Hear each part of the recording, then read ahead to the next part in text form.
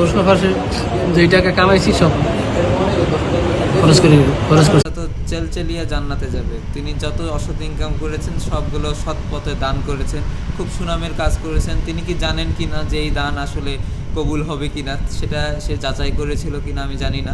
তো এটা আমাদের দেখার বিষয় নয়। বিষয় হলো এই যে আমরা যখন স্কুল কলেজে পড়তাম তখন একটা কথা প্রচলন ছিল যে যে পড়ালেখা করে যে গাড়ি ঘোড়ায় চড়ে সে, অর্থাৎ এখন কিন্তু সেই কথার কোনো মূল্যায়ন নেই। আসলে এখন যার বাবার অনেক টাকা বা অর্থ সম্পদ যার বেশি, এখন সেই বিসিএস ক্যাডার হয়ে উঠতে পারে। ব্রেনের কোনো মূল্যায়ন নেই, মানুষের মেধার কোনো মানে যাচাই বাছাই নেই। এখন টাকা থাকলেই বিসিএস ক্যাডার হয়ে যাওয়া যাচ্ছে। অতএব আমাদের উচিত এখন এটাই যে সরকারের কাছে আমাদের দাবি থাকবে যে আগের যে শিক্ষা ব্যবস্থা বা শিক্ষার যে সঠিক প্রচলন সেটা আরও ফিরিয়ে আনা হোক।